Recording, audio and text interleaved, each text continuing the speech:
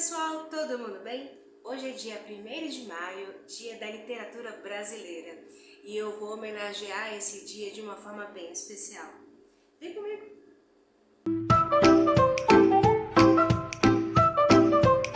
Mas por que dia 1º de maio para ser considerado o dia da literatura brasileira? Foi em homenagem a José de Alencar que nasceu nessa data. Você sabia disso? E também é a oportunidade da gente celebrar e ler outros grandes autores brasileiros. Bom, como José de Alencar é o inicial homenageado dessa data especial, eu resolvi ler uma obra dele bem conhecida, A Viuvinha. E provavelmente muitas pessoas tiveram esse pensamento, né? Colégio, José de Alencar, literatura obrigatória, ai, que coisa chata. Tá, eu fico com esse pensamento, com um preconceito quando eu comecei a ler. Sou um ser humano, né? Aí eu fui lendo, fui entendendo, a leitura foi ficando fluida, eu fui me espantando, fui gostando, aí chegou o momento que eu tinha que fazer outras coisas, eu só pensava, eu tenho que voltar para saber o que aconteceu. Gente, me surpreendeu tanto que agora eu quero ler tudo que esse homem escreveu, porque sensacional, foi maravilhoso, uma experiência muito, muito gostosa e me deixa muito feliz de pegar um autor consagrado que antes eu tinha uma ideia bem deturpada, ler, entender, absorver e aprender com alguém que escreveu uma obra tão bacana no século passado. Em Viuvinha, quando eu achava que a história já estava ficando muito óbvia, que eu sabia o que estava acontecendo, qual seria o final, um plot twist do nada, sim. José de Alencar e plot twist na mesma frase. Ou abrasileirando, que fica muito mais legal, reviravoltas da vida, entendeu? Bom, eu vou começar primeiro resenhando o livro e lá no final eu vou falar um pouquinho sobre o estilo literário que essa obra nasceu, o romantismo. Se você olhar aqui na descrição, você vai ver que eu vou deixar as minutagens para cada parte bem definidinha, para caso você queira só ficar aqui ou queira dar uma olhadinha lá no estilo literário, etc, etc, tá bom? Agora vamos para a obra. Bom, o livro A Viuvinha, José de Alencar, foi publicado em 1857 e se passa no Rio de Janeiro, que era então considerado uma segunda corte do reinado naquela época. Essa minha edição eu baixei no site Lê Livros, já é um livro gratuito, e ele vem acompanhado do mapa do Rio de Janeiro nesse período de 1857. Eu vou deixar esse mapa aqui para vocês acompanharem. E aí dá para perceber, quem conhece o Rio de Janeiro, contrastes dos locais chiques da época, como a Rua do Ouvidor. Tem uma passagem do livro que se fala de uma loja muito conhecida e muito chique que ficava situada nessa Rua do Ouvidor, em contraponto com os bairros, com o bairro de Cortiços, por exemplo, como era o da Misericórdia. O livro começa com uma carta escrita pelo narrador, endereçado para sua prima, contando a história de dois vizinhos que têm os nomes trocados, pseudônimos. Então, na verdade, a gente vai ler essa carta, que no comecinho do livro está datada de janeiro de 1857. A carta começa com a descrição do casal, Carolina e Jorge, que todas as tardes, por quase um mês, se encontram para namorar, conversar, desenvolver uma relação, sob as bênçãos da mãe de Carolina. E aí a gente vai conhecendo mais sobre o Jorge.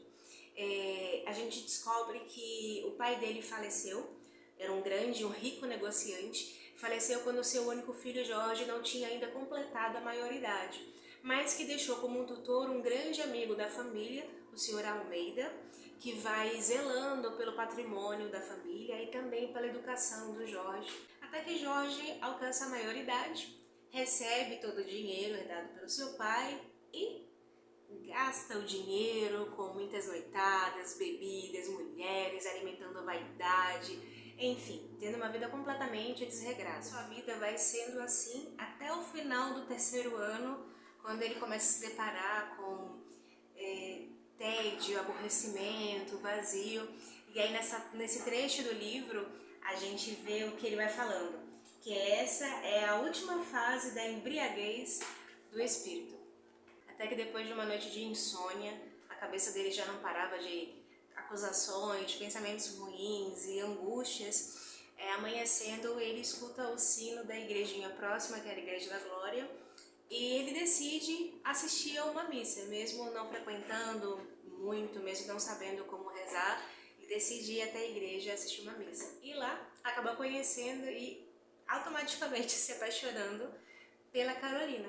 Aí a gente volta para o início desse vídeo que eu falo que durante um mês eles estão se encontrando, namorando e tal, até que eles decidem se casar. Na véspera do casamento, o Jorge recebe a visita do Sr. Almeida, lembra do Sr. Almeida? Que vai levá-lo a atualizações de como vão os bens dele. E é quando o Jorge descobre que depois de 3 anos de uma vida completamente desregrada, ele está completamente também falido. E aí vem aquele conflito, né? O que eu vou fazer da minha vida agora? Será que eu mantenho esse casamento muito apaixonado, amando muito Carolina, mas carrego comigo para falência?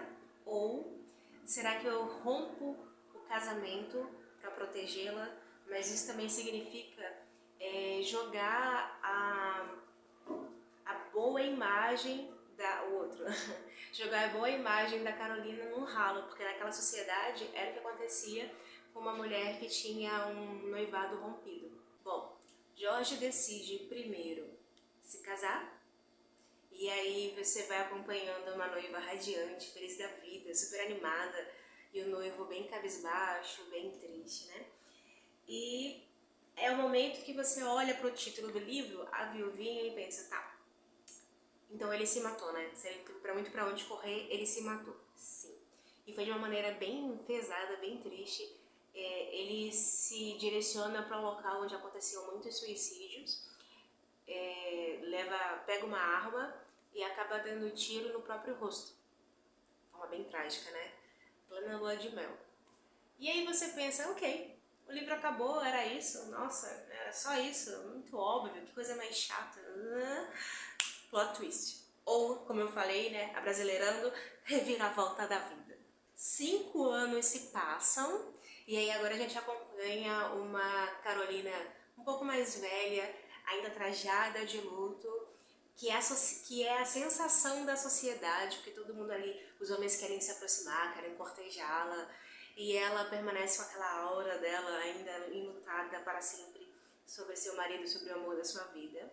E aí a gente também conhece o Carlos, que é um negociante recém-chegado dos Estados Unidos, que tem toda uma postura, um comportamento que as pessoas não conhecem, não sabem muito sobre ele, mas ele vai negociando aqui na região central do Rio de Janeiro, que é um local muito comum para os negociantes trabalharem.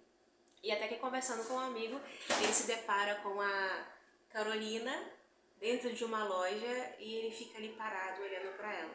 E aí? Será que a viuvinha vai largar o luto? Será que essa é apenas uma história de amor? O que será que vai acontecer? Por que eu fiz tanto auê sobre o plot twist? Você vai ter que ler pra saber, porque eu não vou te tirar a oportunidade de ficar acompanhando o livro como eu acompanhei. E aí, você tendo os momentos de sensações como eu tive, me avisa aqui, porque eu vou adorar saber, tá? Minha opinião. Tá, tem romance nesse livro, dá pra deixar o coração quentinho, é bonitinho e tal. Mas pra mim não foi o que ficou mais claro, não foi o mais impactante. É mais sobre a dignidade, o caráter, a honradez. E tem momentos de conversa, eu fiquei apaixonada pelo Sr. Almeida, que tem alguns momentos que ele dá um puxão de orelha, ele é severo, mas ele é muito carinhoso. Tem essa questão de dignidade que é muito clara, que é muito firme. E me fez lembrar muito meu avô e meu pai, que são no interior do Rio de Janeiro. Aliás, pai, se estiver vendo esse vídeo, beijo muito grande. E eu fiquei com esse carinho apertado do Sr. Almeida por causa disso. José de Alencar deixa aqui claro pra gente que a verdadeira união acontece com pessoas de caráter, né? E a gente também percebe o dinheiro em local oposto à honra. A gente percebe, eu fiz umas anotações aqui, que o sentimento que une vai muito além das convenções sociais. E são essas coisas que eu tô falando, acaba sendo um eixo do estilo literário romantismo. Essa é a parte do livro essa é a parte desse vídeo que a gente vai dar uma conversadinha sobre esse estilo literário. É bacana a gente se situar mais ou menos na história quando que esse estilo literário romantismo nasceu. Para isso a gente vai dar uma voltada um pouquinho no tempo. Revolução Francesa, Revolução Industrial na Inglaterra, final do século XVIII, entre século XIX, estava acontecendo muitas mudanças na Europa. Com isso, teve a quebra de modelos, de regras, de formas, e passou-se a ter uma escrita muito mais pura, mais sentimental, do próprio ser humano, saindo do âmago do ser humano contra a razão. E com a difusão do jornalismo, os jornais passaram a acostumar os então leitores com periódicos, com folhetins, escritores iam publicando seus trabalhos capítulo a capítulo, e isso popularizou ainda mais a literatura. A vida de Dom João VI também acelerou a independência aqui no Brasil. Aos poucos foi parando de se utilizar a forma lusitana de se falar, de se escrever, em busca de uma autenticidade no Brasil, nacional.